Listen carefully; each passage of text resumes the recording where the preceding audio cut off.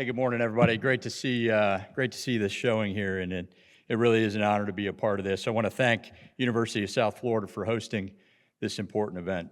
I'd like to set the scene for this conference by telling a short story and providing an overview of what we've lived over the past year at Central Command. On 6 October of 2023, there was a lot to be optimistic about in the region. Of course, there was the standard challenges such as the ever-present violent extremist threats, destabilizing Iranian actions, and the complex interplay of parties throughout the region. But we were on a historically positive trajectory in terms of normalization of relations between Israel and Gulf partners. We were on the cusp of significant steps forward. As a point of reference, on 6 October, one of the things we were most worried about between Israel and Lebanon was a 10 by 10 meter tent that Lebanese Hezbollah had constructed on the border, known as the Blue Line. On October 6th, we certainly could have envisioned a peace in the Middle East. Then at around 1:45 in the morning Eastern Time on 7 October, we received a call from our senior defense official in Israel. He said that something was going on in southern Israel. He wasn't sure yet of the specifics, but he knew it was significant. By the end of the day, we knew the attack by Hamas would have extreme reverberations throughout the region. And by the end of the month, we saw the region turn to the most volatile time in the past half century. Since then, we've witnessed the entire Iranian threat network operationalized from Gaza to Lebanon to Syria to Iraq and Yemen, an encirclement of the region.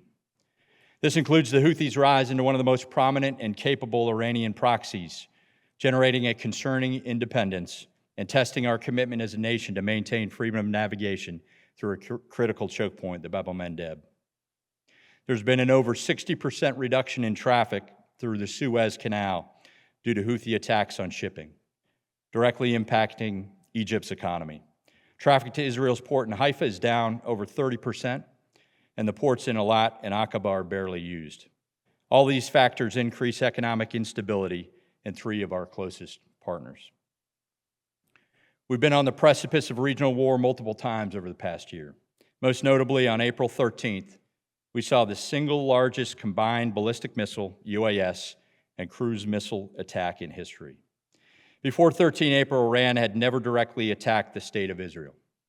Now, state-on-state overt kinetic action has been normalized, greatly increasing the risk of rapid and uncontrollable escalation. We've seen the Israeli people deeply impacted by October 7th, as well as by the kinetic actions on their northern border, forcing over 60,000 Israelis to move from their homes. This is the largest and longest displacement of Israeli civilians in its history. It is critical to understand that Israelis see this fight as an existential one. They are being attacked from all sides. The lessons of 7 October will not be soon forgotten by the Israeli people, and it will influence their decision-making for years to come. The resulting situation in Gaza is too complex to describe in short order, but it certainly remains one of the most wicked problems without a clear solution. All the while, ISIS and other violent extremist organizations remain a threat, and they retain the capability and intent to strike at Western interests. The attacks in Russia and Iran are proof of ISIS's continued ability to plan, organize, and execute external operations, while there have been multiple foiled plots in Western countries in the last year. Within all of this context, the region remains one of the classic playing fields for great power competition, and great powers have certainly seized on opportunities since 7 October. One of the largest Russian bases outside of Russia proper remains active in Syria. Iran is supporting Russia's aggression against Ukraine with one-way attack UASs and other advanced conventional weapons. The big question is, what does Iran get from supplying Russia with these weapons?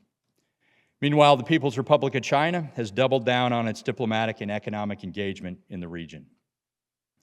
It's not the backwater of PRC diplomacy anymore. They have placed their strongest diplomats in the region, and each of their defense attachés is a general officer. They used to be colonels, while we have downgraded many of our positions. China buys 56% of their oil from the region.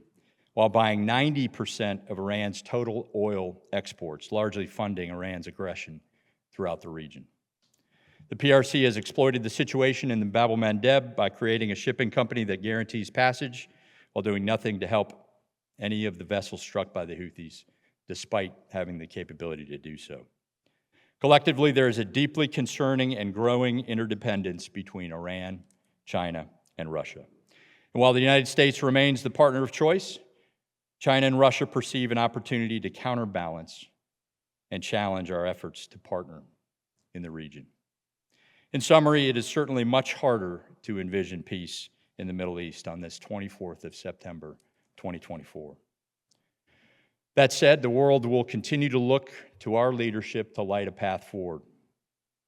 And so this forum is a tremendous venue to discuss all the risks and opportunities, and ultimately how we can use great power cooperation alongside our allies and partners to navigate this turbulent landscape towards a sustainable resolution that meets all of our interests. While we likely will not generate solutions in this forum, good options are born out of deep understanding of the problem. So I look forward to learning from each other in this venue to enhance our collective understanding of the problem. Thanks for being here.